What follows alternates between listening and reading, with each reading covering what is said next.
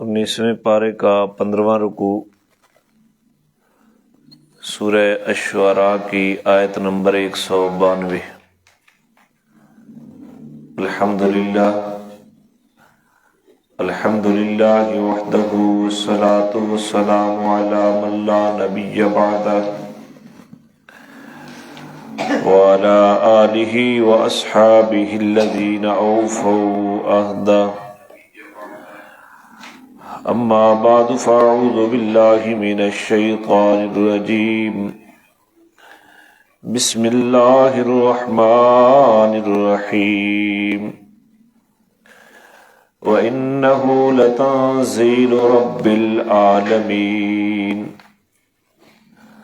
نزل به الروح الأمين على قلبك لتكون من المنذرين بلسان عربي مبين وإنه لفي زبر الأولين أولم يكن لهم آية أن يعلمه علماء بني إسرائيل سبحان ربك رب العزة عما يصفون وسلام على المرسلين والحمد لله رب العالمين سبحانك لا علم لنا إلا ما علمتنا إنك أنت العليم الحكيم رب اشرح لي صدري ويسر لي أمري واحلل عقدة من لساني يفقهوا قولي رب يسر ولا تعسر وتممه بالخير وبك نستعين اللهم إنا نسألك علما نافعا ورزقا واسعا وعملا متقبلا۔ درود شریف پڑھ۔ اللهم صل على سيدنا محمد وعلى آل سيدنا محمد افضل صلواتك بعدد معلوماتك وبارك وسلم۔ اللهم صل على محمد النبي الأمي وعلى آله وسلم تسلیما۔ دروازہ بند کر دو، دروازہ بند کر دو۔ 15واں رکوع 19ویں پارے کا سورہ الشعراء کی آیت نمبر 192، 609 نمبر صفحہ ہے۔ مل گیا جی؟ اللہ کریم نے اس صورت کے اندر مختلف واقعات بیان کیے، انبیاء علیہم الصلاۃ کے اجمالاً اپنی وحدانیت کے اوپر بطور عقلی دلیل کے اور بطور تسلی کے ایمان والوں کے لیے، اور تیسری چیز مشرکین مکہ کے لیے عبرت کا سامان بنا کر کہ اگر تم میرے نبی کی مخالفت کرو گے تو اسی طرح تباہ و برباد کر دیے جاؤ گے جس طرح پچھلی قوموں کو تباہ و برباد کر دیا گیا۔ ان واقعات کے بعد اللہ تعالیٰ پھر اس صورت کے اسی عنوان کی طرف واپس آ گئے ہیں جن کا بیان شروع میں تھا۔ صورت کے شروع میں تاسیم میم تلک آیات الکتاب المبین لعلک باخع نفسک الا یکونوا مؤمنین ان نشأ ننزل علیہم من السماء آیہ فظلت اعناقهم لها خاضعین وما یأتیہم من ذکر من الرحمن محدث الا کانوا عنہ معرضین۔ یعنی شروع میں قرآن کریم کا تذکرہ تھا، اب پھر آخر میں آ کر قرآن کریم کے تذکرے پر اس सूरत का इख्तिताम किया जा रहा है। वइन्नहु लतंजील रब्बिल आलमीन, बेशक ये कुरान अलबत्ता नाजिल किया हुआ है तमाम जहानों के रब की तरफ से। ये कुरान किधर से आया? बोलेंगे तो काम चलेगा। कुरान किधर से आया है? रब्बुल आलमीन की जानिब से। ये किसी इंसान की लिखी हुई किताब नहीं है, ये कोई मामूली किताब नहीं है। इसीलिए तो मैं हर जुमे पे आखिरी मिनटों में आपको दर्स कुरान की तरगीब देता हूँ, और मेरा ये बिल्कुल यकीन है इस बात के ऊपर कि इंसान की हलाकत के लिए फ़कत यही गुनाह काफ़ी है कि वो अल्लाह के कुरान को समझने की कोशिश न करे। ये इतनी बड़ी बेवफाई है खालिक़े कायनात के साथ। मैंने कल भी आपको बताया कि किसी दोस्त का मैसेज आए और आप न पढ़ें, फिर आए आप न पढ़ें, फिर आए आप न पढ़ें, तो वो आपका तज़किरा भी फिर सुनना गवारा नहीं करेगा। वो कहेगा ये बेवफा है, ये खुद गर्ज है, ये फलां है, ये फलां है। तो जिस कायनात के रब ने इस इंसान को बनाया है, उसके मैसेज और पैगाम को जो न पढ़े, जो न समझे, अल्लाह उसके मुतालिक अगर उसको हलाक करना चाहे तो यही गुनाह काफ़ी है। तो इसके लिए हमें भरपूर मेहनत करनी चाहिए। सिर्फ अपनी ज़ात तक बंद नहीं रहना चाहिए।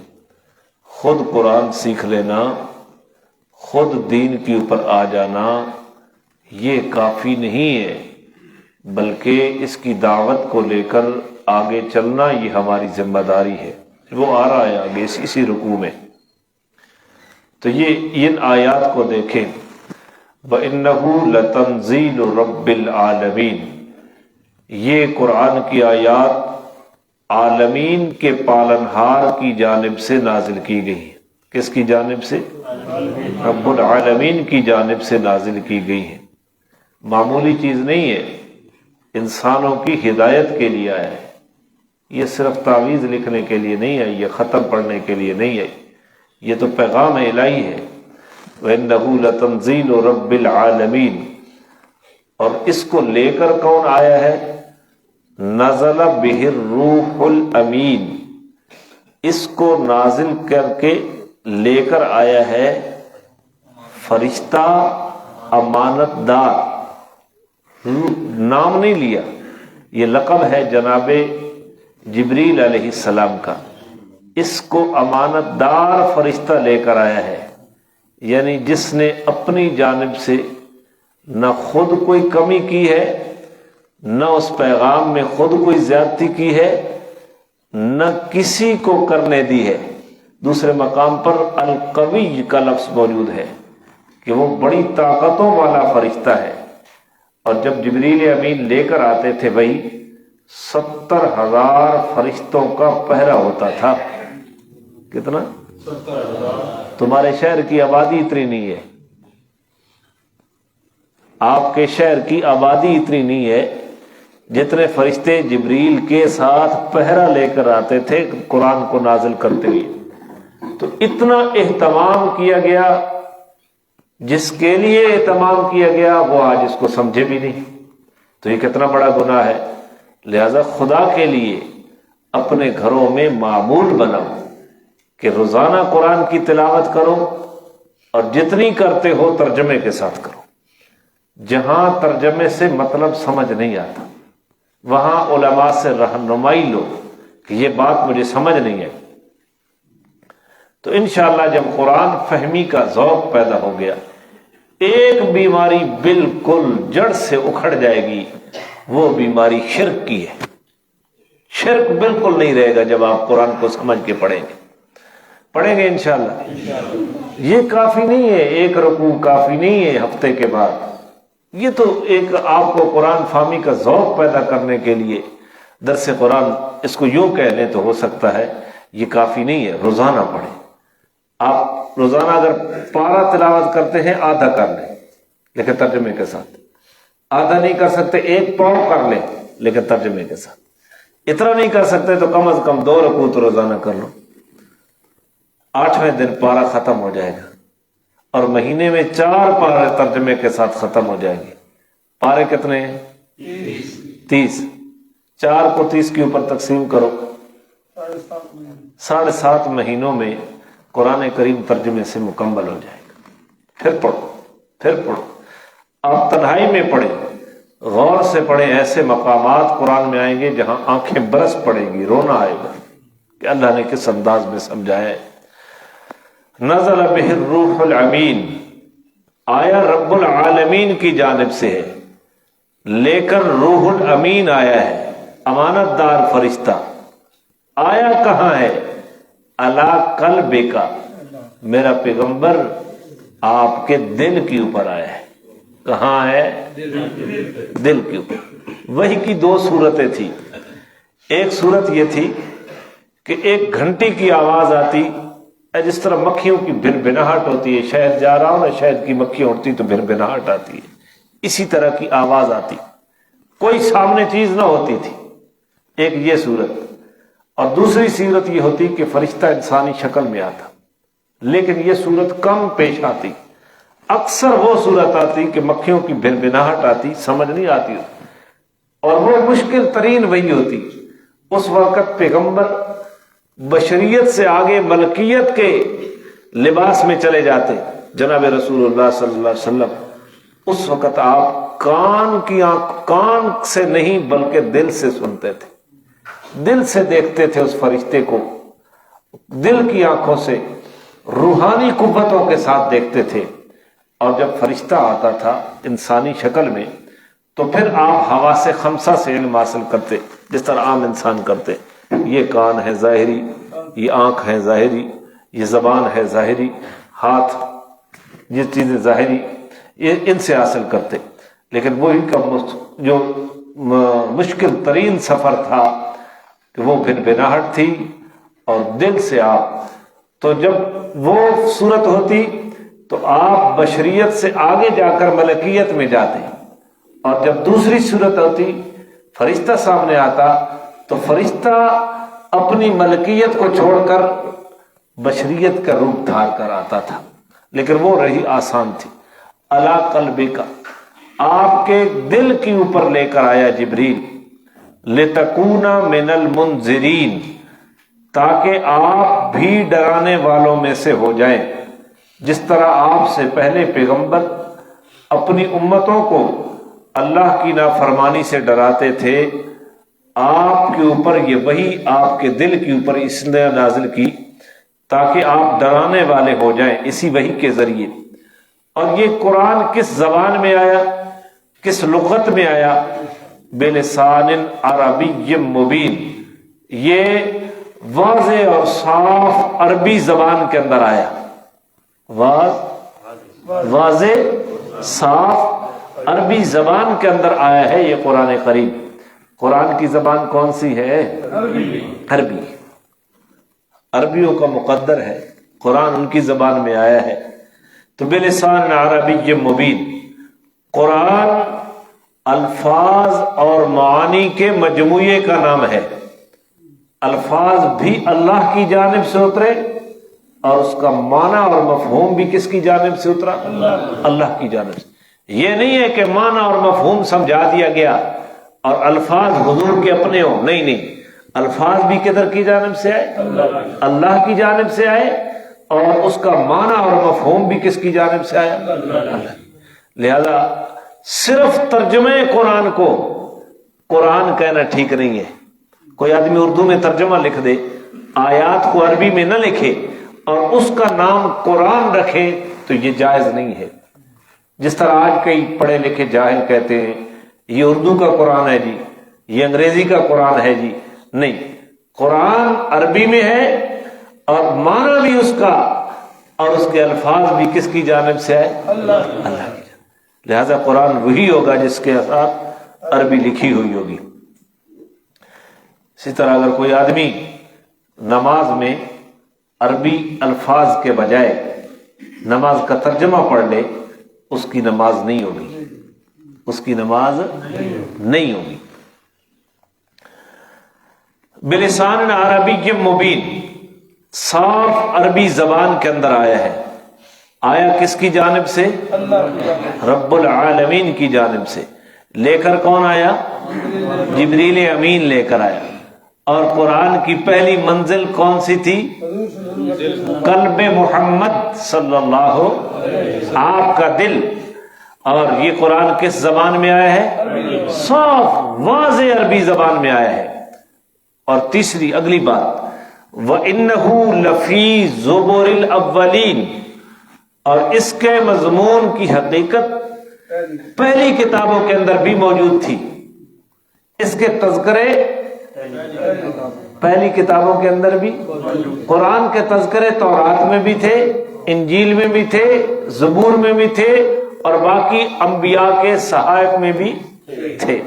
وَإِنَّهُ لَفِي زُبُرِ الْأَوَّلِينَ اولم یکن لہم آیۃ ان یعلمہ علماء بنی اسرائیل، کیا اس قرآن کے لیے یہ دلیل کافی نہیں ہے کہ اس کو بنی اسرائیل کے علماء جانتے ہیں کہ یہ قرآن ہے، یہ اللہ کی کتاب ہے۔ عبداللہ بن سلام رضوان اور اس طرح کے اور صحابہ جو یہودیت سے اور عیسائیت سے مسلمان ہو گئے تھے، وہ تو اعلانیہ اقرار کرتے تھے کہ اس قرآن کا تذکرہ سابقہ آسمانی کتابوں میں موجود ہے، آخری زمانے میں جو کتاب آنی ہے وہ یہی ہے۔ باقی علماء بنی اسرائیل، یہود و نصارہ کے علماء، وہ ظاہراً تو نہیں کہتے تھے، لیکن اپنی نجی مجلسوں میں اقرار کرتے تھے کہ یہ اللہ کی آخری کتاب ہے جس کا نام قرآن ہے اور ہماری کتابوں میں موجود ہے۔ قریش مکہ کو یہ کہا ہے تم تو ان پڑھ ہو، تمہیں تو نہیں پتا، کیا اس قرآن کے منزل من اللہ ہونے کے لیے یہ دلیل کافی نہیں ہے کہ بنی اسرائیل کے علماء اس کو اللہ کی کتاب سمجھتے ہیں؟ تو یہ بہت بڑی دلیل ہے۔ تو اللہ تعالیٰ نے اس کتاب کے اوپر کتنا زور لگایا، کیا فرما رہے ہیں کہ یہ رب العالمین کی جانب سے ہے، روح الامین لے کر آیا ہے، قلب محمد کریم کے اوپر آیا ہے، واضح عربی زبان میں آیا ہے۔ اس کے تذکرے تو پچھلی آسمانی کتابوں میں تھے، کیا اس کے لیے یہ دلیل کافی نہیں ہے کہ یہود اور نصارہ کے علماء یہ جانتے ہیں کہ یہ اللہ کی کتاب ہے اور یہ قرآن ہے؟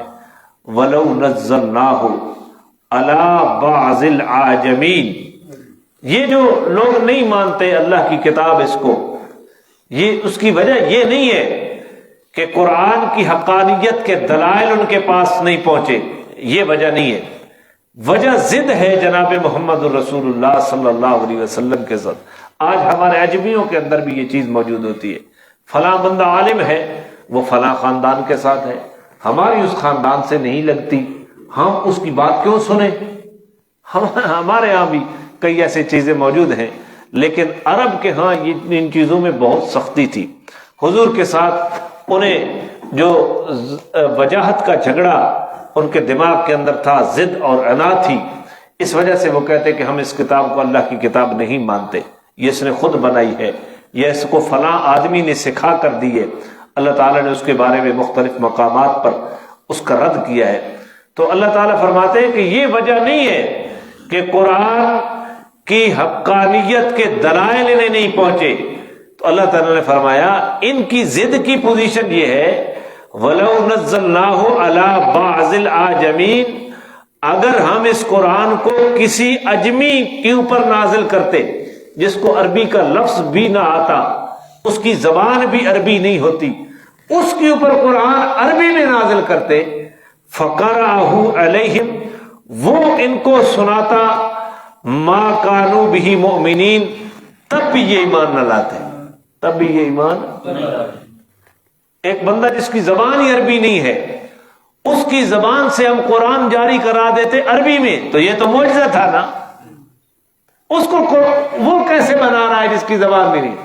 اگر بفرض محال ہم اس اجمی کے اوپر قرآن عربی میں اتار دیتے تو یہ تب بھی نہیں مانتے، تب بھی نیا ڈھنڈورا پیٹتے، یہ کہتے یہی نہیں، دیکھو یہ تو کوئی جادوگر ہے، کوئی فلاں ہے، کوئی فلاں ہے، یہ ایسی باتیں کرتے۔ اجمی ہو کر اس نے عربی کیسے پڑھنی شروع کر دی، کذالک سلکناہ فی قلوب المجرمین، اسی طرح ہم نے مجرموں کے دل کے اندر اس کو پیوست کر دیا ہے۔ کیا معنی لکھا ہوا ہے؟ اس طرح ہم نے انکار کو گناہگاروں کے دلوں میں داخل کر دیا۔ جی، اس طرح ہم نے ان کے دلوں کے اندر ہم نے داخل کر دیا۔ یہ ضد کا رستہ جو ہے وہ ان کے دلوں کے اندر، دل کے اندر داخل ہو گیا ہے۔ اس کی وجہ سے اللہ تعالیٰ محفوظ فرمائے لا یؤمنون بہ حتی یروا العذاب العلیم، جب تک یہ دردناک عذاب نہ دیکھ لیں یہ ایمان نہیں لائیں گے۔ خدا نیڑے کہ گسن نیڑے، اور دن ایک مقولہ بنایا، جب تک یہ دردناک عذاب آنکھوں کے سامنے نہیں آ جائے اس وقت تک یہ ایمان نہیں لائیں گے۔ فَيَأْتِيهِمْ بَغْتَةً، وہ عذاب ان کے پاس اچانک آئے گا، وَهُمْ لَا يَشْعُرُونَ، اور انہیں پتہ بھی نہیں ہوگا۔ انہیں ہارٹ اٹیک تھی سی، موت بھی تو وہی صورت ہے، ایکسیڈنٹ ہو جائے، آسمان سے آگ برس پڑے، زلزلہ آ جائے، جس مکان میں بیٹھا ہے وہ مکان اوپر گر پڑے، جب موت کا فرشتہ سامنے آتا ہے تو اس وقت محمد کریم کی حقانیت سمجھ آ جاتی ہے، وہاں سب کچھ سامنے آئے، وہ عذاب پھر اچانک آئے گا اور پتہ بھی نہیں۔ فَيَقُولُوا هَلْ نَحْنُ مُنظَرُونَ، تو اس وقت یہ کہیں گے کیا ہمیں مہلت دی جا سکتی ہے، کیا ہمیں اب مہلت، اب موت نہ آئے اور ہم دنیا میں واپس پلٹ دیے جائیں تو ہم فوراً مان لیں گے حضور کو بھی اور حضور کی دعوت کو بھی۔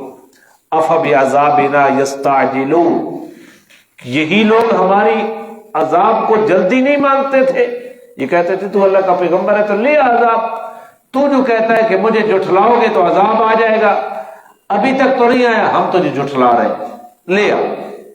تو یہ عیش و عشرت کی زندگی گزار رہے تھے۔ افرعیت، مجھے یہ بتا، ام متعناہم سنین، کیا معنی ہے؟ دیکھو اگر ہم ان کو برسوں فائدے دیتے رہے، ہاں بس یہ تو بتاؤ کہ ہم انہیں برسوں تک فائدہ دیتے رہے، روزی بھی دیتے رہے، لباس بھی دیتے رہے، اولاد بھی دیتے رہے، عزت بھی دیتے رہے، مقام اور مرتبہ بھی دیتے رہے، اور کئی برس سے یہ سلسلہ شروع ہے، نفع کی چیزیں مال و دولت بھی دیتے رہے۔ ثم جاءہم ما کانوا یوعدون، اتنے برسوں کے بعد جس چیز کا ان کو وعدہ دیا جا رہا ہے، موت کا یا عذاب کا، وہ ان کے پاس آ جائے، ما اغنا عنہم ما کانوا یمتعون، تو جن چیزوں سے یہ فائدہ اٹھا رہے ہیں ان میں سے کوئی چیز بھی ان کے کام نہیں آئے گی۔ فائدہ اولاد سے بندہ اٹھا رہا ہے، موت آ جائے تو اولاد روک سکتی ہے؟ بولتے نہیں ہیں۔ موت کا وقت آ جائے تعلقات روک سکتے ہیں؟ کوئی نمبردار، زیردار، چودھری، ایم پی اے، ایم این اے روک سکتا ہے موت کو؟ کوئی ڈاکٹر، کوئی حکیم؟ جائیداد، مالدار ہونا، مال مویشی کا مالک ہونا، تو اللہ تعالیٰ نے فرمایا اچھا جلدی تو مانگتے ہیں عذاب کو، یہ تو دیکھو کہ کتنے سال ہم انہیں فائدہ اٹھانے کی چیزیں دیتے رہے، آنکھیں دی، ہاتھ دیے، صحت دی، برادری دی، دوست دیے، لوگ محبت کرنے والے دیے، بیوی دی، اولاد دی، جائیداد دی، سب کچھ دیا، تو پھر اس کے بعد کئی سالوں کے بعد یہ عیش و عشرت کی زندگی گزار رہا ہے، ہمارا عذاب ان کے پاس آ جائے یا ہمارا موت کا وقت مقررہ ان کے پاس آ جائے، تو جس چیز سے یہ فائدہ اٹھا رہا ہے ان میں سے کوئی ایسی چیز ہے جو اس کو نفع دے سکتی ہے، کوئی کام آ سکتی ہے؟ بھائی بندہ سامنے پہ ہونا، روح نکل میں نہیں، وما اہلکنا من قریۃ الا لہا منذرون، ہم نے کسی بستی کو ہلاک نہیں کیا مگر اس کے لیے ہم نے ڈرانے والے بھیجے. یہی معنی ہے، یہ ہمارا طریقہ ہے کہ ڈرانے کے لیے انبیاء آئے، ذکر یاد دہانی کے لیے آئے تھے. او الستو بربکم، عالم ارواح میں جو پوچھا تھا کیا میں تمہارا رب نہیں ہوں؟ قالوا بلا، سب روحوں نے کہا ہاں تو ہی ہمارا رب ہے. تو اس یاد دہانی کے لیے انبیاء آئے. وما کننا ظالمین، ہم ظالم نہیں ہیں، ہم نے سمجھانے کے لیے بھیجا. آج علماء قرآن سمجھا رہے ہیں، حدیث سمجھا رہے ہیں. العلماء ورثۃ الانبیاء، علماء انبیاء کے وارث ہیں. اگر کوئی آدمی قرآن نہ سیکھے، اگر کوئی آدمی علماء سے حدیث نہ سیکھے، دین کا علم نہ سیکھے، پھر اللہ کا عذاب آ جائے تو وہ کہے گے ہمیں بتانے والا کوئی نہیں آیا تھا، قصور تو تیرا تھا. ڈرانے والے ڈراتے رہے، سنانے والے سناتے رہے. فرمایا وما اہلکنا من قریۃ، سلسلہ نبوت تو ختم ہو چکا. پہلے انبیاء آتے رہے، اب علماء انبیاء کے وارث ہیں. ہم نے کسی بستی کو ہلاک نہیں کیا مگر وہاں ڈرانے والے بھیجے جو ڈراتے رہے. ذکر، اور وہ یاد دہانی کے لیے آئے تھے. وما کننا ظالمین، پھر اس کے بعد ہم نے جب عذاب دیا تو ہم ظالم، ہمارا پھر کوئی قصور نہیں. قصور تو اسی کا ہے جس نے خود اپنے اختیار سے نفی کیے، قریب نہیں آیا. وما تنزلت بہ الشیاطین، یہ ایک شبہ کا جواب ہے. وہ شبہ یہ کہتے، وہ کہتے کہ یہ کائن ہے، معاذ اللہ. کائن کہتے ہیں جس کے پاس، جس کے قبضے میں جنات ہوں اور وہ لوگوں کو غیب کی باتیں بتاتا پھرتا ہے، یہ اس کو کاہن کہتے ہیں. وہ کہتے ہیں یہ کاہن ہے، یہ جنات اس کو کوئی بنا کے دیتے ہیں. اللہ تعالیٰ نے فرمایا وما تنزلت بہ الشیاطین، کیا معنی ہے؟ اس قرآن کو شیطان اور جنات لے کر نہیں آئے. وما ينبغی لا، اس کی تو طاقت بھی نہیں ہے قرآن وہ لے کر آ سکے. وما یستطیعون، نہ ان کے مناسب ہے اور نہ وہ طاقت رکھتے ہیں. انہم عن السمع لمعزولون، ان کی پوزیشن تو ہے انہیں سننے سے ہی معزول کر دیا گیا. ادھر کیا لکھا ہوا ہے؟ سننے سے ان کو روک دیا گیا، معزول کر دیا گیا. حضور علیہ السلام کی بعثت سے پہلے جنات آسمانوں کی طرف جاتے تھے، لیکن اب جب آپ کی جب بعثت ہو گئی تو آسمانوں پر جنات کو جانے سے روک دیا گیا. اب اوپر نہیں جا سکتے، اوپر سے ستارے پھینکے جاتے، مار دیے جاتا ان کو. تم کہتے ہو کہ یہ کائن ہے، اس کو قرآن جنات شیاطین نے بنا کر دیا ہے؟ نہیں، نہ ان کی طاقت ہے اور نہ قرآن بنانا ان کے مناسب ہے. وہ تو خود سننے سے روک دیے گئے ہیں. لہذا اس ساری بات کا خلاصہ اور ثمرہ، نتیجہ کیا ہے؟ فلا تدع مع اللہ الہا آخر. یہی طرح پیڑ کیوں پایا بھائی؟ تو قرآن آپ کے سامنے پڑا ہے. فلا تدع مع اللہ الہا آخر، پڑھا بدمانا. خدا کے سوا کسی اور کو معبود مت پکارنا. فلا تدع، پس نہ پکارنا تو، مع اللہ، اللہ کے ساتھ، الہن آخر، کسی اور کو الہ. قرآن کس کی جانب سے آیا؟ رب العالمین کی جانب سے. لے کر کون آئے ہیں؟ جبریل امین لے کر آئے. آیا کہاں ہے؟ بول رہے یار، کلم محمد پر صلی اللہ، کس زبان میں آیا ہے؟ اس کے تذکرے کہاں موجود ہے؟ سابقہ کتب. اور اس بات کو یہودی علماء بھی جانتے ہیں اور عیسائی علماء بھی. اگر ہم اس کو اجمی بندے کے اوپر نازل کرنا چاہتے تو نازل کر سکتے تھے، اور وہ عربی میں قرآن سناتا، لیکن پھر بھی یہ ایمان نہ لاتا. اور یہ اس وقت تک ایمان نہیں لائیں گے جب تک کہ یہ عذاب دردناک کو نہ دیکھ لیں، اور وہ ان کے پاس اچانک آئے گا، پتہ بھی نہیں چلے گا، اور پھر یہ کہیں گے اس وقت کہ اب ہمیں مہلت دے دی جائے، اب ہم زندگی توبہ کے ساتھ گزاریں گے۔ تو تم پہلے نہیں جلدی عذاب مانگتے تھے؟ کیا ان کو اپنے کئی سال زندگی کے دیے نفع اٹھانے کے؟ دیکھو بھائی، اللہ تعالیٰ نے بڑے نرانے انداز میں سمجھایا۔ ایک آدمی کو 100 سال زندگی مل جائے، دودھ پیتا ہے، لسی پیتا ہے، دہی کھاتا ہے، گھی کھاتا ہے، گوشت کھاتا ہے، دوست ہے، احباب ہے، مال ہے اس کے پاس، بیٹے ہیں، پوتے ہیں، جائیداد ہیں، سب کچھ ہے، آخر میں کیا ہے جی؟ موت۔ اب موت سے کوئی چیز بچا سکتی ہے؟ خدا کی قسم، تنہائی میں اس موت کو یاد کیا کرو، اور پھر یہ سوچا کرو کہ میرے پاس کیا ہے؟ کچھ بھی نہیں ہے۔ یہ مال کمانا جب موت تھی تو کس کام کا؟ اولاد کس کام کی؟ جائیداد کس کام کی؟ عزت کس کام کی؟ وقار اور پروٹوکول کس کام کا؟ جھوٹی شہرت اور ریاکاری کے جذبے کس کام کے؟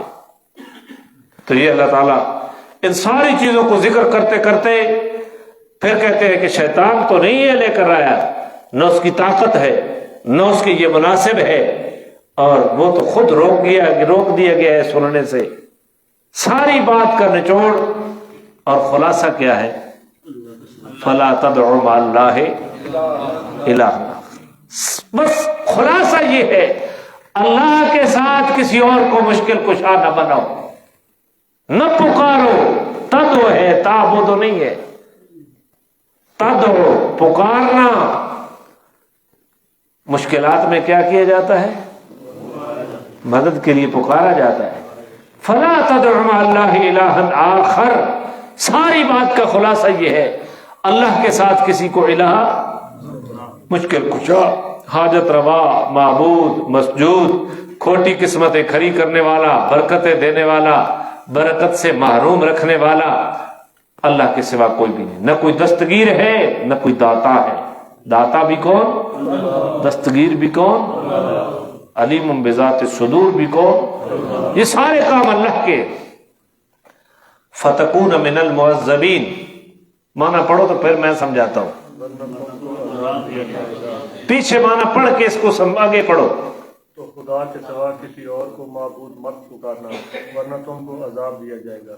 فتکون، اللہ کے سوا کسی کو الہ نہ پکارو وگرنہ تجھے عذاب دیا جائے گا۔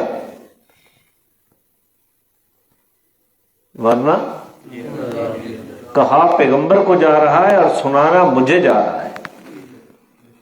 پیغمبر تو معصوم ہوتا ہے، پیغمبر تو شرک نہیں کر سکتا، رخ پیغمبر کی طرف ہے، لیکن خطاب کسے ہے؟ امت کو ہے۔ فتکون من المعذبین، تجھے عذاب دیا جائے گا۔ حضور علیہ السلام کی وساطت سے امت کو، اگر اللہ کے علاوہ کسی اور کو الہ بنا۔ پھر فرمایا وانذر، میرا پیغمبر ڈراؤ، عشیرتک الاقربین، اپنے قریبی قبیلے کو۔ کس کو؟ تبلیغ کا میدان، اس کے لیے پہلا مخاطب جو ہے وہ قریبی رشتہ دار ہے۔ رشتہ داروں کو تبلیغ کرو۔ میں نے پہلے بات بتائی، خود نمازی بن جانا کوئی کمال نہیں ہے کہ میں نمازی ہوں، گھر والے نہیں پڑھتے، برادری نہیں پڑھتی، ان کی فکر کرنی ہے۔ خود ہر روز قرآن پڑھتا ہے لیکن برادری کے بارے میں کیا کہوں؟ وانذر عشیرتک الاقربین، قریبی رشتہ داروں کو ڈراؤ۔ اس آیت کے نازل ہونے کے بعد حضور نے اپنے پورے خاندان کی دعوت کی، اور دعوت کی اس کے بعد نبی پاک صلی اللہ علیہ وسلم اپنے گھر میں کوئی صفحہ پہ نہیں، اپنے گھر پہ آپ نے جب اپنے پیغام کی دعوت دی تو انہوں نے مذاق اڑایا اور اٹھ گئے۔ پھر آپ نے حضرت علی کو بھیج کر دوبارہ دعوت کی، اور آپ نے نام لے لے کر صفیہ پھوپھی ہے میری، فاطمہ بیٹی ہے تو میری، دنیا میں اللہ کی فرما برداری کر لو، اگر اللہ کا عذاب آ گیا تو پھر میں بھی نہیں چھڑا سکوں گا۔ نام لے لے کر حضور علیہ السلام نے اپنے قبیلے کو اس آیت کی نزول کے بعد ابو لہب کو سب کو سمجھایا، پورے قبیلے کو آپ نے اکٹھا کیا۔ آج میں اور آپ فکر کریں کہ ہم کتنی اپنے قبیلے کی فکر کرتے ہیں۔ بھائی جس عقیدے پر تو ہے، اگر تیرا عقیدہ کی محنت اپنے قبیلے کے اوپر ہوگی تو قبیلہ تیری پشت کے اوپر کھڑے ہوگا اور اس دعوت کو 4 چاند لگ جائیں گے۔ تیرا رخ اور طرف ہوگا، تیرے قبیلے کا رخ اور طرف ہوگا تو تیری دعوت بھی کمزور ہوگی اور تو بھی کیا ہوگا؟ کمزور ہوگا۔ ہدایت کس نے دینی ہے؟ لیکن محنت کس نے کرنی ہے؟ ہم نے۔ وانذر عشیرتک الاقربین، لہذا یہ صرف میری ذمہ داری نہیں ہے کہ میں خود آ جاؤں درس دینے کے لیے، آپ کی ذمہ داری صرف یہ نہیں ہے آپ آ جائیں قرآن سننے کے لیے، آپ آ جائیں نماز پڑھنے کے لیے، آپ چلے جائیں حج کرنے کے لیے، آپ خود ریاکاری سے بچیں، آپ خود رسموں سے بچیں، نہیں بلکہ قبیلے کی فکر ساتھ ساتھ کرنی ہے۔ وانذر عشیرتک الاقربین، حتیٰ کہ بائیکاٹ تک بھی جانا پڑے تو جانا۔ وقف جناح، بائیکاٹ بھی لوگوں کو ہدایت کی طرف لانے کے لیے ہوتا ہے۔ وقف جناحک لمن اتبعک من المؤمنین، بڑی زبردست ہدایت ہے۔ میرا پیغمبر آپ کی جو مومنین تابعداری کر رہے ہیں، آپ ان کے لیے اپنا کندھا جھکائے رکھیں، یعنی جنہوں نے آپ کا کلمہ پڑھا ہے آپ ان کے ساتھ محبت والا اور شفقت والا سلوک کریں۔ آج ایک مولوی اور پیر کے لیے کتنا ضروری ہوگا جب امام الانبیاء کو کہا جا رہا ہے کہ تیرے جو ہم عقیدہ اور ہم مذہب لوگ ہیں ان کے اوپر دست شفقت رکھنا ہے، ان کے ساتھ محبت کرنی ہے۔ اور میرا پیغمبر اپنے قریبی رشتہ داروں کو ڈراؤ اور جو لوگ آپ کے اوپر ایمان لے آئے ان کے سامنے اپنے آپ کو جھکائے رکھو، شفقت ان کے ساتھ کرو، محبت کرو کہ وہ اپنائیت محسوس کریں آپ کے ساتھ۔ فَإِنْ عَصَوْكَ، سنو، فَإِنْ عَصَوْكَ، میرا پیغمبر اگر وہ تیری نافرمانی کریں، وہ تیری پیغمبر آکھے میں بانسریاں باجے ڈھول توڑن واسطے آیا تو امت آکھے میں انہوں کیا دیونا۔ پیغمبر کہے اللہ کے علاوہ کسی کا سجدہ نہ کرو اور پیغمبر کی امت کہے کہ ہم نے تو کیا کرنا ہے۔ پیغمبر کہے نماز پڑھو اور یہ کہتے ہیں ہم نے تو، پیغمبر کہتا ہے رشوت نہ کھاؤ، یہ کہتا ہے میں نے، یہ نافرمانی نہیں ہے۔ فَإِنْ عَصَوْكَ، اگر یہ تیری نافرمانی کریں، فَقُلْ، اے جڑا کل ہے نا اس نو بھی پڑھا کرو، فَقُلْ، تو میرا پیغمبر آپ اعلان کر دے انی بریء مما تعملون، جو عمل تم کر رہے ہو میں اس سے بری ہوں، بیزار ہوں، میرا اس کے ساتھ کوئی تعلق نہیں، میرا اس کے ساتھ۔ اب کیا بچے گا کہ جب پیغمبر سے اللہ اعلان کروا دے کہ جو تم کر رہے ہو میرا اس کے ساتھ کوئی تعلق نہیں ہے۔ اب جب آپ یہ بات کہیں گے، یہ تو بائیکاٹ ہے نا، اساخ ہے نا، یہ وہی جو اسی جملے کی نفی ہو رہی ہے۔ بھائی تو جنجن آج بیٹھی کدے نچنا میں نے پیچھے پیچھے نچنا رہے نال نال بادشاہ وات کے کرا ہے، برادری ناراض تھی، یہی جملہ ہوتا ہے نا۔ دوست ناراض ہوتے ہیں، برادری ناراض ہوتی ہے۔ اللہ فرما رہے ہیں میرا پیغمبر اگر تیری نہیں مانتے آپ ان کو کہہ دیں کہ میں بری ہوں اس سے جو تم اعمال کرتے ہو، یعنی میرا اور تمہارا پھر اس معاملے میں کوئی تعلق نہیں، تو پھر برادری تو ساتھ نہیں ہوگی نا، پھر برادری تو ناراض ہوگی۔ اللہ نے اس کا نسخہ اگلی آیت میں بتایا، وَتَوَكَّلْ عَلَى الْعَزِيزِ الرَّحِيمِ، کوئی پرواہ نہیں ہے، وہ غالب، وہ جو بادشاہوں کا بادشاہ ہے، الرحیم جو ہے اس کے اوپر اپنا بھروسہ کر، اس کے اوپر کیا کر، جو دین حقہ کے اوپر ڈٹ کر کھڑا ہو جاتا ہے اللہ اس کو روب عطا کرتے ہیں، اللہ اس کو کیا کرتے ہیں۔ اور جو مخلوق کو راضی کرنے کے چکر میں خالق کو ناراض کر بیٹھتے ہیں، اللہ اسی مخلوق کو اس بندے کے اوپر مسلط کرتے ہیں۔ جو لوگ حرام کما کر اپنی اولاد کو کھلاتے ہیں وہی اولاد ان کو اولڈ سینٹر میں نہیں جمع کرا رہی، جب ان کی شفقت کی ضرورت تھی، جب ان کی خدمت کی ضرورت تھی، جب ان کے ساتھ معاونت کی ضرورت تھی بڑھاپے میں، انہیں چاہ کے کتنے داخل کرایا؟ Old centre. کوئی تھپڑ مار رہا ہے ماں باپ کو، اس بڑھاپے کے عالم میں بوڑھے ماں باپ وہ اپنا کھانا الگ بنا رہے ہیں اور یہ اپنی بیوی کے ساتھ ہے، ان کو بلاتا بھی نہیں ہے، تو یہ مخلوق مسلط نہیں ہوگی اوپر؟ تو میرا پیغمبر اعلان کر دے اگر تم میری نہیں مانتے میں تمہارے اعمال سے بری، تو میرا پیغمبر گھبرانا نہیں کہ برادری اور سنگت کانڈ نہ بھرے سی، وتوکل علی العزیز الرحیم، بھروسہ کس ذات کے اوپر کرنا ہے؟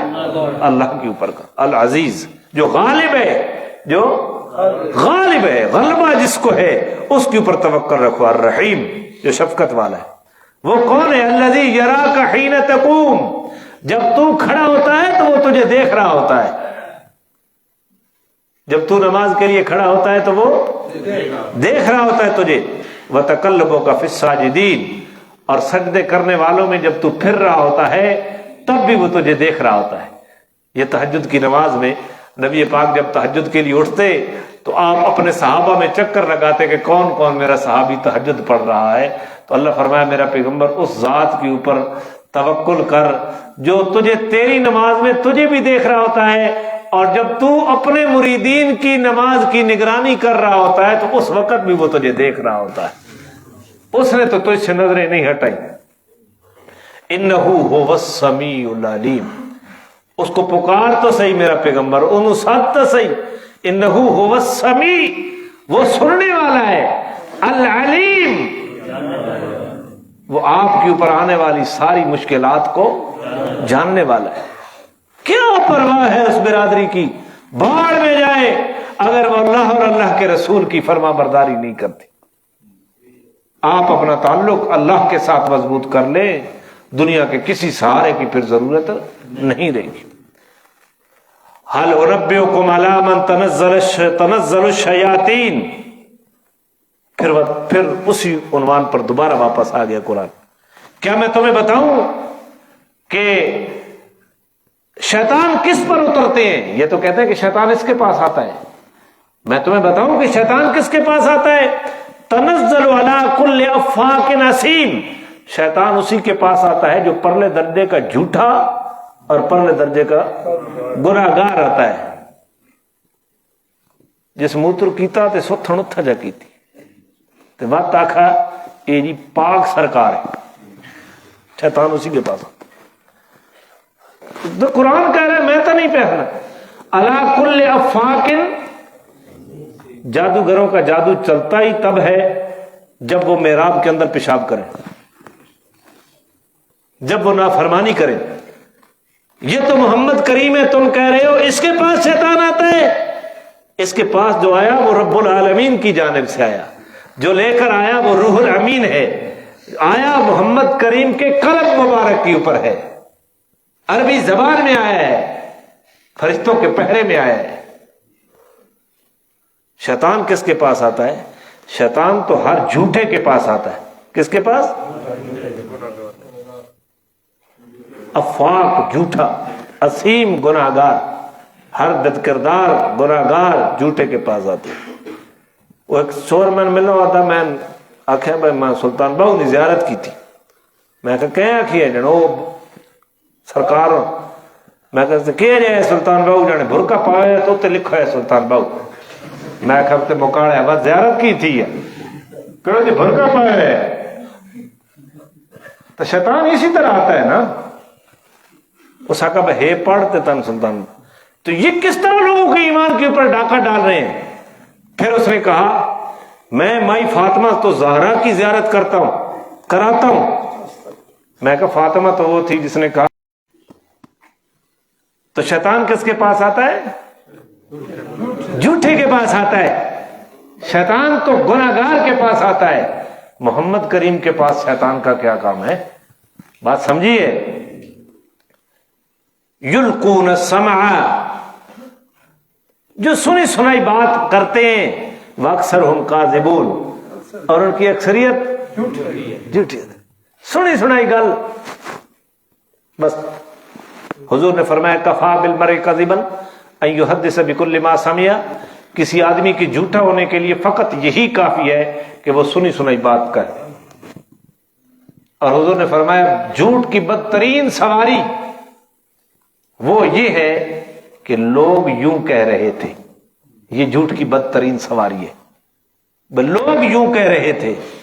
بھئی یہ کون سا کمال ہے خبریں اکٹھی کرنا، سارے شہر کی خبریں پتہ ہونا، یہ کوئی کمال کی بات ہے؟ آپ مجھے بتائیں اس کا کیا فائدہ ہو رہا ہے؟ کمال یہ ہے کہ آپ لوگوں کے عیبوں سے بے خبر رہے، یہ کمال ہے، تاکہ لوگوں کی نفرت تمہارے دل میں نہ آئے،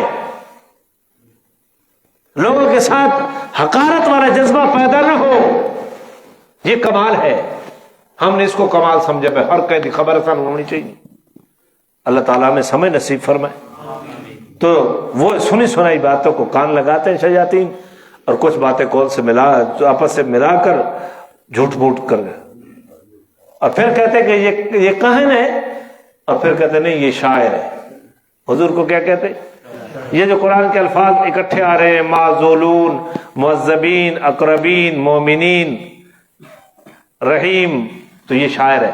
یہ کیا ہے؟ سننا ذرا، تم بھی شاعری کے دل دادے ہو۔ وَالشُّعَرَاءُ يَتَّبِعُهُمُ الْغَاوُونَ، شاعروں کی تابعداری کرنے والے مشاعرہ بننے والے کتنے بننے والے؟ میں نہیں کہہ رہا، قرآن کہہ رہا ہے۔ وَالشُّعَرَاءُ يَتَّبِعُهُمُ الْغَاوُونَ، شاعروں کی تابعداری کرنے والے کون لوگ ہوتے؟ جنہاں دے پیر شاعر ہیں۔ اجمل صاحبانے فلانا کوڑے نہ پیرے، ان بتا دے دی تعریف بھی آنی نے، اللہ تعالیٰ انہوں نے قبر نور نہ بھر دے۔ آدھے کوڑے نے پیر نے تعریف بھی آنی نے، جیتے مرید کوڑے ہوئے، جیتے مرید کے ہوئے کوڑے، تو اس پیر نو کیا آخر آپ تو کوڑے یا نہیں، مرید کے ہوئے کوڑے نہ پیرے۔ اللہ نے فرمایا گمراہ دے پیر کون ہیں؟ نہیں، گمراہ دے پیر کون ہیں؟ وَالشُّعَرَاءُ يَتَّبِعُهُمُ الْغَاوُونَ، شعراء کی تابعداری کرنے والے گمراہ لوگ ہوتے ہیں۔ لیکن اتھائی فیصلہ نہیں کرنا، آگے تک سننا۔ أَلَمْ تَرَ أَنَّهُمْ فِي كُلِّ وَادٍ يَهِيمُونَ، شاعروں کی عادت اللہ بیان کر رہا ہے۔ تم تو حضور کو شاعر کہہ رہا ہو نا۔ قرآن میں سورہ یاسین میں اللہ کہتا ہے وَمَا عَلَّمْنَاهُ الشِّعْرَ، میرا پیغمبر ہم نے آپ کو اشعار نہیں سکھائے، وَمَا يَنبَغِي لَهُ، یہ شعر تیرے مناسب بھی نہیں ہے، تجھے نہیں سجتے شعر کہنا۔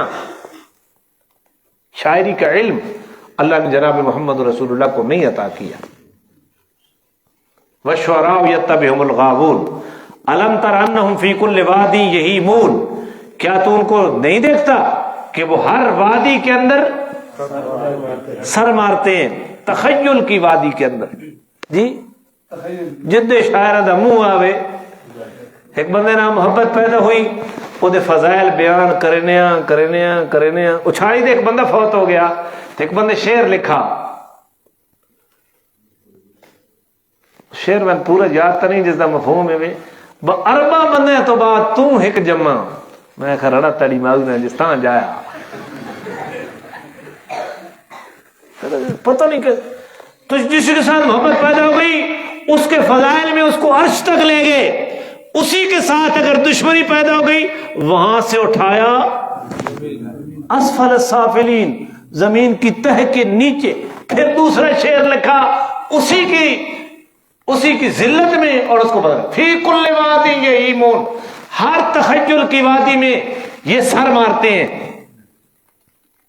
جڑے ڈوڑے لکھ رہے ہیں شاعر چھالی تے شاعر وادی سون، شاعر خوشاب، انہوں نے ڈوڑے پڑھ کے نو کہیں چاہ کے آسمانہ تے کہیں چاہ کے فی کل وادی یہیمون۔ اگلی گل وَإِنَّهُمْ يَقُولُونَ مَا لَا يَفْعَلُونَ، یہ جو شاعر ہوتے ہیں نا جو کہتے ہیں وہ کرتے نہیں ہیں۔ شاعران دی عادت کہوے، آج تک میں دسو کوئی شاعر شہید بھی تھی ہوئے، لیکن جڑے پہلے شاعری کھڑے ہونے اس ویلے کیا ہونا،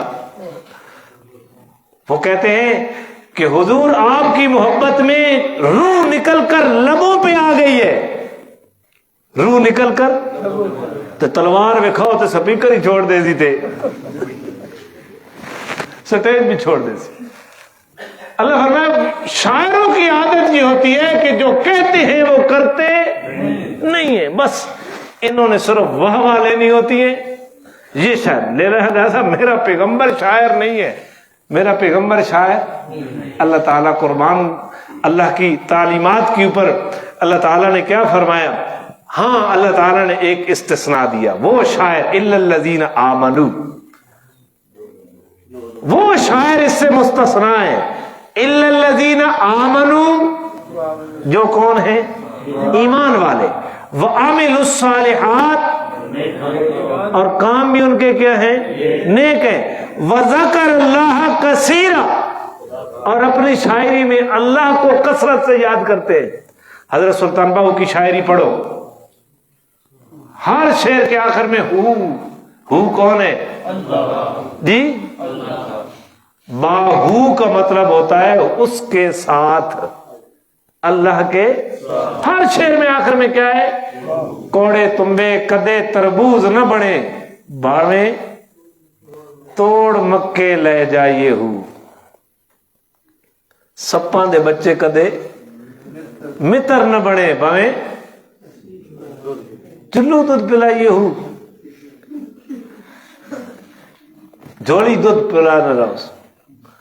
اور بڑے عجیب عجیب تسبیح پھرے دل نہ پھرے کی لے رہے تسبیح پھڑ کے ہو، وہ شاعر جو ایمان والے ہیں، اعمال صالحہ کے مجسم ہیں، وذکر اللہ کثیرا اور اللہ کا ذکر کثرت سے کرتے ہیں اپنی شاعری میں، وانتصروا به من بعد ما ظلموا جب ظلم کیا جائے تو اس ظلم کے بدلے میں اشعار پڑھتے ہیں۔ حضور علیہ السلام کے زمانے میں پراپوگنڈے کا سب سے بڑا ہتھیار شعر گوئی تھی، وہ لوگ اشعار میں دوسرے کی تذلیل کرتے، تو حضرت حسان بن ثابت اور حضرت عبداللہ بن رواحہ یہ بڑے شاعر تھے، یہ ان کو جواب دیتے تھے، یہ ان کی شاعری کا جواب دیتے۔ تو اللہ نے فرمایا وانتصروا من بعد ما ظلموا جب ظلم کیا جائے، تنقیص کی جائے شاعری کے ذریعے، اور یہ بدلے میں ان کے بدلے میں شاعری کرتے ہو، اور شاعری میں ایمان، اعمال صالحہ اور اللہ کے ذکر کی کثرت ہوتی ہے، تو وہ ان شاعروں کے اندر نہیں ہوں گے جن کے بارے میں کہا جا رہا ہے والشعراء یتبعہم جس طرح علامہ اقبال کی شاعری تھی، جس طرح مولانا روم رحمہ اللہ کی شاعری تھی، تو وہ اس شاعری میں، لیکن جڑے مشاعرے والے شاعر وطنے یہ سارے عشق میں مجازی دے رنگے ہوئے، ان سارے مشاعرے عشق سکھانے کہنا خوبصورت لڑکوں کا اور لڑکیوں کا، یہی ان کی شاعری ہے اور اس کے علاوہ کچھ بھی نہیں ہے۔ ان کے بارے میں قرآن کہہ رہا ہے وَالشُّعَرَاءُ يَتَّبِعُهُمُ الْغَاوُونَ أَلَمْ تَرَ أَنَّهُمْ فِي كُلِّ وَادٍ يَهِيمُونَ وَأَنَّهُمْ يَقُولُونَ مَا لَا يَفْعَلُونَ۔ اللہ تعالیٰ ایسی شاعری سے محفوظ فرمائے۔ وَسَيَعْلَمُ الَّذِينَ ظَلَمُوا ان قریب ظالم جان لیں گے أَيَّ مُنْقَلَبٍ يَنْقَلِبُونَ کیا معنی ہے؟ کہاں جانا ہے انہیں ان قریب پتہ چل جائے گا کہ کس جانب لوٹ کے جانا ہے۔ موت سے کوئی بچ سکتا ہے؟ بس روح نکلے گی، سب کچھ پتہ چل جائے۔ الحمدللہ آج سورہ الشعراء مکمل ہو گئی، انشاءاللہ اگلے دفعہ سورہ النمل شروع کریں گے، پڑھ لیں۔ اعوذ باللہ من الشیطان الرجیم، بسم اللہ الرحمن الرحیم، وَإِنَّهُ لَتَنزِيلُ رَبِّ الْعَالَمِينَ نَزَلَ بِهِ الرُّوحُ الْأَمِينُ عَلَىٰ قلبك لتكون من المنذرين. ایک سون ویلی لٹریسی اتنے جنیاں تے جنے اکٹھے مشاعرہ پڑھنے. والشعراء یتبعہم الغاوون. جب پردے کا اہتمام ہی نہیں ہے تو یہ کون سی شاعری ہے؟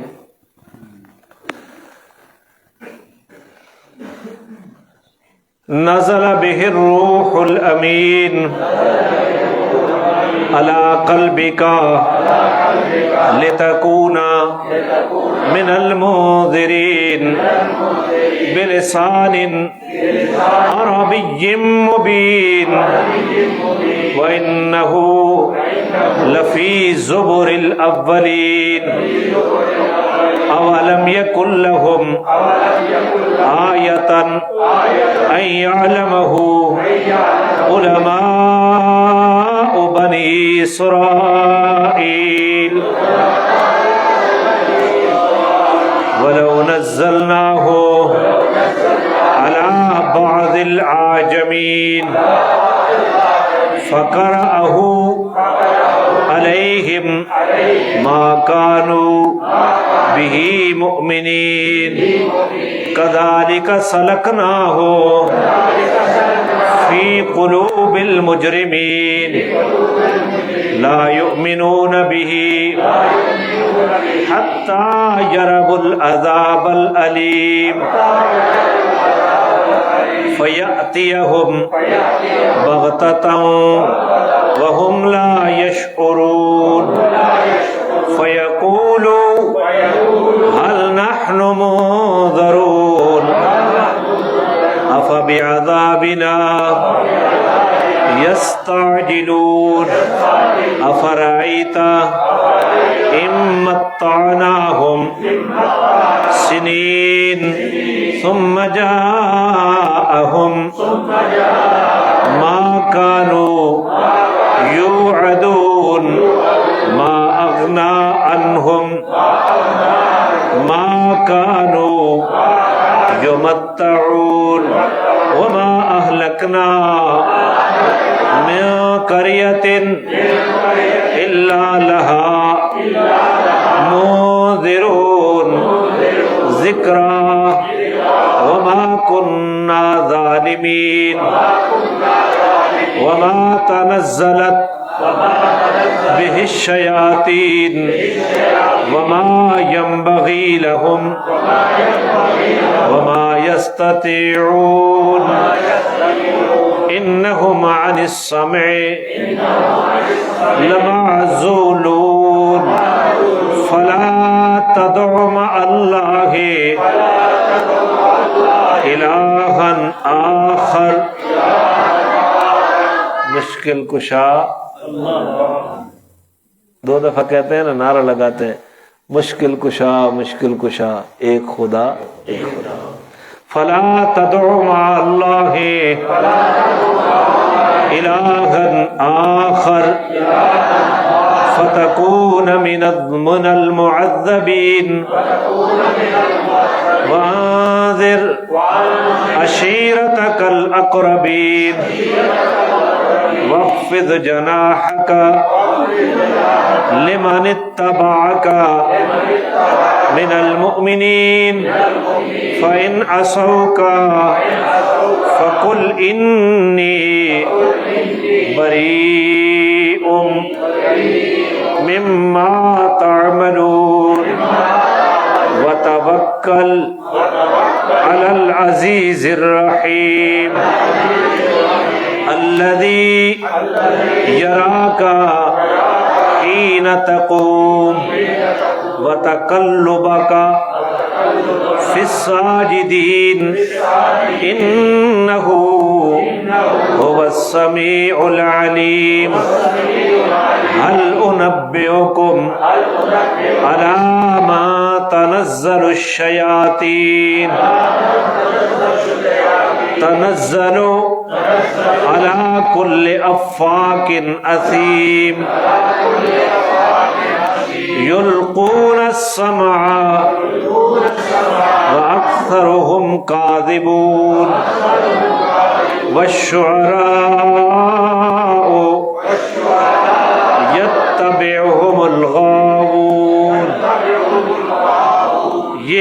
لفظ آیا ہے والشعراء، اس ایک لفظ کو لے کر پوری سورت کا نام کیا رکھا؟ شعراء۔ الم تر انہم فی کل وادی یہیمون وانہم یقولون ما لا یفعلون الا الذین آمنوا وعملوا الصالحات وذكروا الله كثيرا وانتصروا من بعد ما ظلموا وسيعلم الذين ظلموا أي منقلب ينقلبون۔ اللہ جزاک خیر۔ دعوت ضرور دیا کریں جی۔ آج تعلیم الاسلام کا انتہائی اہم عنوان شروع کر رہے ہیں، وہ حصہ عقائد کے متعلق۔